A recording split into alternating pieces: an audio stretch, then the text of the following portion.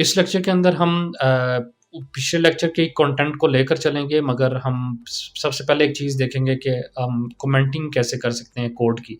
For example मैंने एक code लिख लिया, मैं चाहता हूँ कुछ अरसे के लिए वो कोड मेरी वेबसाइट पेज पे तो लिखा रहे, मगर वो यूज़र को शो ना हो। मैं कुछ अरसे के बाद उसको शो करवाना चाहूँगा, मगर कोड लिखा रहे, ताकि मुझे फिर बाद में ऐसा ना हो कि भूल जाए कोड या याद ना रहे लिखना। तो इस तरह से फॉर एग्ज़ाम्पल मैं ये कहता हूँ कि ये सेक्शन का कोड है।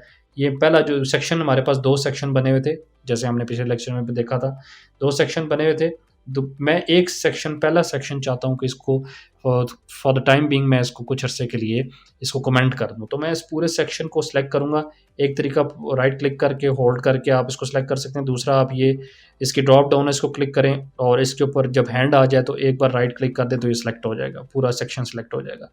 बेहतर तरीका ये है कि आप प्रॉपर उसकी सिलेक्शन करें माउस से। सिलेक्ट करने के बाद ये लेफ्ट साइड पे आपको एक अप्लाई कमेंट का आइकन नज़र आ रहा है, इस पे राइट क्लिक करेंगे तो सबसे पहली वाली हेडिंग अप्लाई एचटीएमएल कमेंट को हम अभी देखेंगे। इस पे क्लिक करते हैं तो ये देखिए उसको कमेंट अप्लाई कर दिया है। उसने उस सेक्शन का कोड तो लिखा हुआ है, मगर यूज़र को शो नहीं होगा। अगर हम इसको देखते हैं अपने को उसके अंदर डिज़ाइन के अंदर देखें, एक सेक्शन इसका रिमूव हो गया है। मैं अगर कमांड ज़ेड करता हूँ, कंट्रोल ज़ेड बैकवर्ड जाने के लिए, जो आपने पहले काम किया हुआ था उस पे जाने के लिए क्या होता है, command Z for Mac users और control Z for Windows users. Save करता हूँ तो आप देखें इसका सेक्शन आया होगा। मैंने कमेंट, अब फिर मैं इस पर कमेंट अप्लाई करना चाहता हूँ। अब मैं फॉरवर्ड जाना चाहता हूँ, तो फॉरवर्ड जाने के लिए मैक यूज़र्स क्या करेंगे, कमांड शिफ्ट ज़ेड, तो दोबारा वो कमेंट्स अप्लाई हो गए हैं। मुझे बार बार ऊपर कमेंट में जाने की ज़रूरत नहीं है। कमांड शिफ्ट ज़ेड करूँगा तो फॉरवर्ड चला जाऊँगा, ठीक है। और विंडोज़ यूज़र्स क्या चेक कर सकते हैं, कंट्रोल शिफ्ट वाई या कंट्रोल शिफ्ट जेड या कंट्रोल वाई, इन तीनों की में से कोई एक की आपकी लग जाएगी, ठीक है, फॉरवर्ड जाने के लिए। यहाँ तक हमारा कमेंटिंग का आपको समझ आ गया। इसमें अब हमने अगला, अब हम तो एक वेबसाइट को स्टार्ट कर रहे हैं। इसी डिज़ाइन को लेकर एक रेस्टोरेंट वेबसाइट बनाएंगे। ये एक वेबसाइट तो नहीं है, मगर मैं आपके कॉन्सेप्ट क्लियर करने के लिए हम अभी ये वाली इसी डिज़ाइन को लेकर एक वेबसाइट बनाएंगे। एक वेबसाइट टाइप मतलब एक पेज बनाएंगे और फिर हम प्रॉपर एक वेबसाइट इसके बाद बनाएंगे, ठीक है।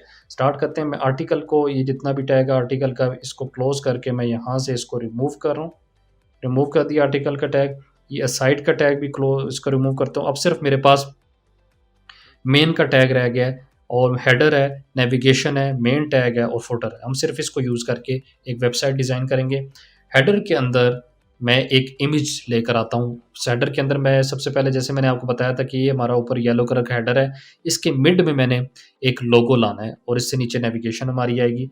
हम इमेज लाने के लिए आप क्या करते हैं, कौन सा टैग है इमेज शो करवाने के लिए, आपने लेस देन का साइन IMG इमेज करेंगे और फिर इसकी सोर्स, इसका लिंक SRC, ये प्रॉपर्टी है।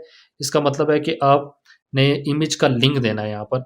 तो इमेजेस के फोल्डर, से मैंने स्टार्टिंग में बताया था कि इमेजेस के फोल्डर के अंदर आपके इमेजेस होंगे, तो मैंने इमेजेस के फोल्डर के अंदर अपनी एक लोगो वाली इमेज रख दी हुई है।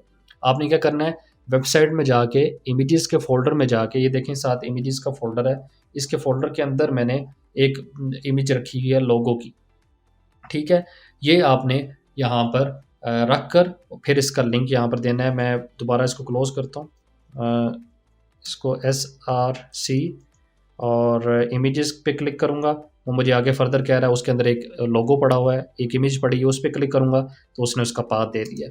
ALT अल्टरनेट पे क्लिक करूँगा, मैं यहाँ पे लिखूँगा लोगो फॉर रेस्टोरेंट, ठीक है। और इसको इमेज का जो टैग होता है वो क्लोजिंग उसका टैग नहीं होता, वो सिर्फ स्टार्टिंग टैग ही होता है। और जिसका क्लोजिंग टैग नहीं होता तो उसको ग्रेटर देन के साइन से पहले आपने फॉरवर्ड स्लैश डालनी होती है। जैसे मैंने फॉरवर्ड स्लैश डाली, कैसे आती है, शिफ्ट के साथ, जहाँ पर आपका ग्रेटर देन का बटन है, ग्रेटर देन का साइन जिस बटन के ऊपर आ रहा है, उसके साथ ही क्वेश्चन मार्क का साइन है वो उस बटन के ऊपर, और उसके ऊपर फॉरवर्ड स्लैश का भी साइन है। आप शिफ्ट दबा के अपने क्वेश्चन मार्क वाले बटन को दबाएंगे तो आपकी फॉरवर्ड स्लैश लग जाएगी। डिफरेंट कीबोर्ड्स में डिफरेंट, आपने चेक कर लेना है अपने कीबोर्ड्स के ऊपर, या आप देख लीजिएगा। ये इमेज का टैग आके आप देख रहे हैं इमेज लगी है हेडर के अंदर, ठीक है। अब हमने इस इमेज को सेंटर में लेके आना है, तो सेंटर में लाने के लिए हम इसकी CSS में जाएंगे। अब restaurant.css मैंने इसकी बनाई है अलग से।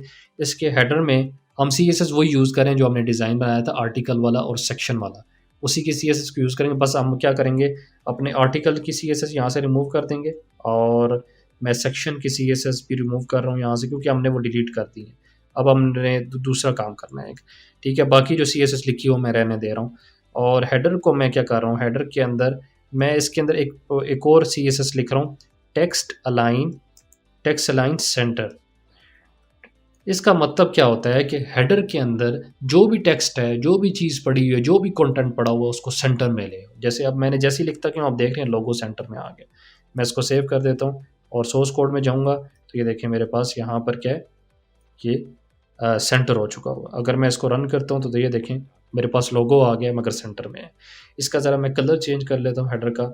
इसको हेडर का कलर हम दे देते हैं और येलो की जगह ऑरेंज दे देते हैं, ऑरेंज, डार्क ऑरेंज दे देते हैं। ये अब ठीक है, अब लोगो अच्छा नज़र आ रहा है उसके ऊपर। आज के लेक्चर में इतना ही, मिलते हैं आपसे नेक्स्ट लेक्चर में, तब तक के लिए आपसे इजाज़त चाहूँगा। Thank you so much.